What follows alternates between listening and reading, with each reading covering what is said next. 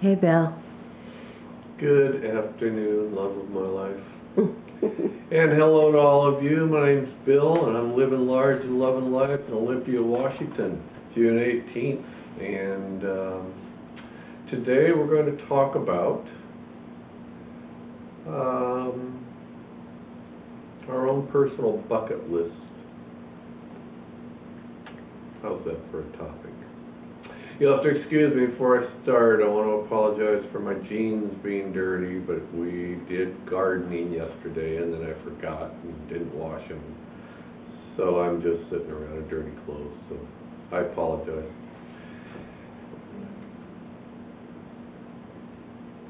There are a few advantages to getting older. I know that may seem hard to believe, but I certainly wouldn't have believed it when I was a teenager. Or in my 20s. I remember the Beatles coming out with the song When I'm 64, and I thought, oh my God, being alive at 64, I'll be in a wheelchair or having a cane or, crawling across the floor for my next meal, begging for scraps at the old folks' home.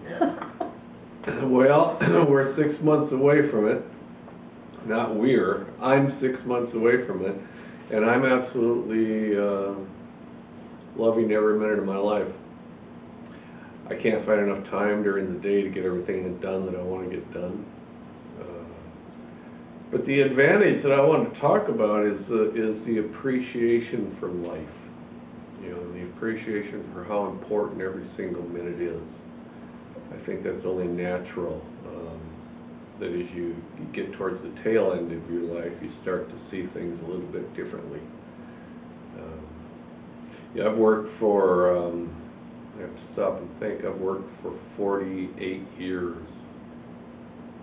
And, let me tell you, whoever came up with this stupid formula where you work 8 hours a day, 40 hours a week, for the first 40 years of your life and then retire just in time to be old and not enjoy it. Whoever came up with that formula obviously never worked it themselves, because the formula sucks.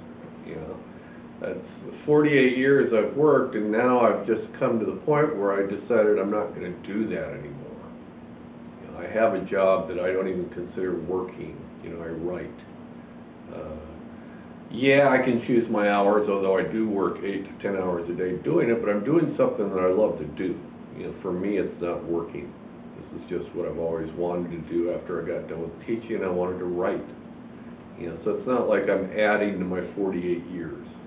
The 48 years working for somebody else, that's gone, done, never again. So sorry. Ta-ta, bye-bye.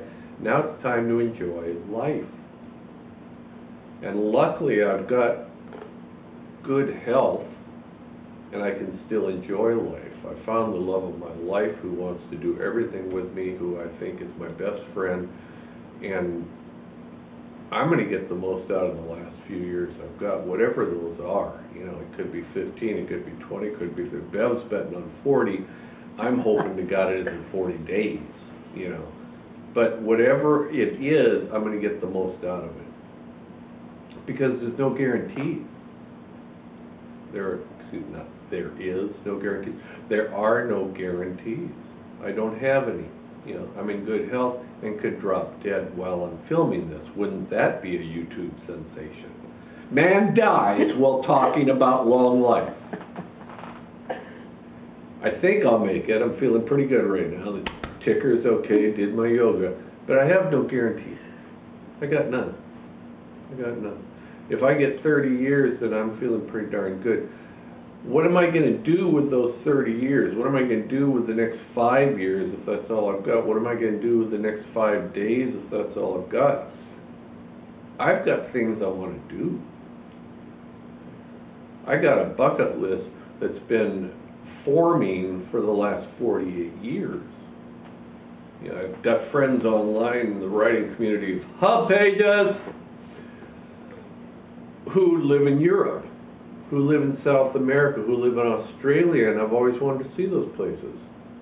I have no desire to go live somewhere else for 6 months, but I'd like to be able to get on a plane for a month, fly over to Europe and spend a month there before I drop dead and I feed the worms. I would love to do that. I'd love to go work at Yellowstone as a part-time job. Love to do that. You know, my bucket list is just, it's growing. You know, I want Bev and I to be able to, you know, go on a road trip, just a random road trip for a couple of weeks, just take off. I don't always want to be tied down to working. That's not life. It's not life. I've done it 2 years. You know, I've worked longer than a lot of you have been alive, and enough's enough. You know, I'm going to get this writing business to the point where I don't have to work every day, and then I'm going to go have fun. I'm going to spend time with the person I love, and I'm going to go out and have a blast.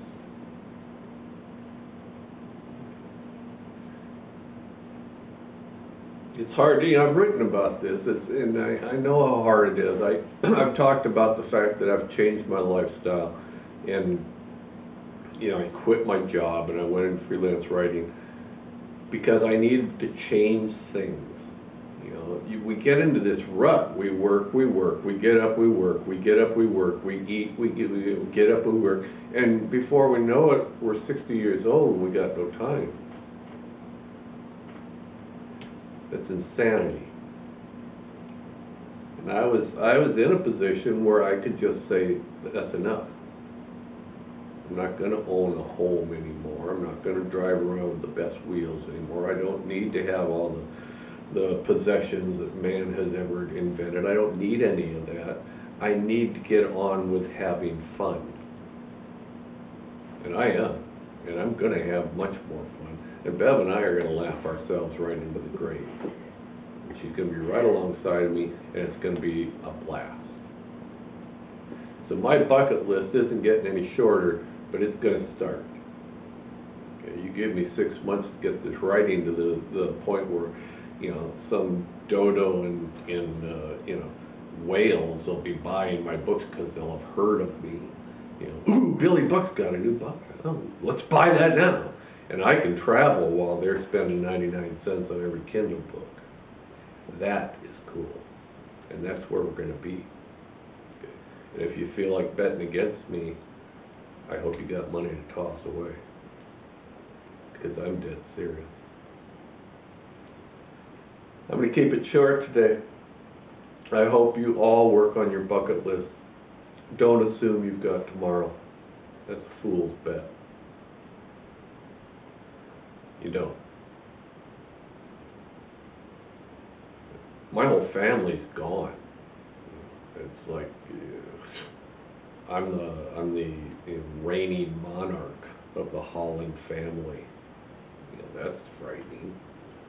You know, but I would have never guessed that. You know, you'd think maybe one of your parents would still be around. I don't know. Maybe your sister would still be alive, or if you got siblings, I don't know. Maybe they'd still, aunt, uncle, somebody. I had nobody. I wonder how much time they thought they had. Wonder when they thought the end was going to come. I don't have an answer for that, but I'm going to have fun until it does get here. And I guarantee that's going to happen. There isn't a day I don't get up and I'm enjoying myself and I'm laughing with Bev and I'm getting a kick out of life. Enough of it. I'm not doing the work, you know, constantly thing anymore. Bev and I are going to have some fun. I hope you have some fun too. I'm going to leave you with a quote. It's going to be short and sweet. It's from James Dean. Famous actor of the 50s who died in a car crash, I believe. He was in a spider and it like flew off a cliff or something, if I remember correctly.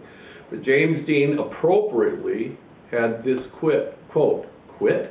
had this quote, "Dream as if you're going to live forever. Live as if you'll die today." I'll give it to you one more time. Dream as if you'll live forever. Live as if you're going to die today. Enjoy life, folks. get the most out of it. You don't get a second shot. Live long and prosper. Goodbye, Beverly. Bye, Ann.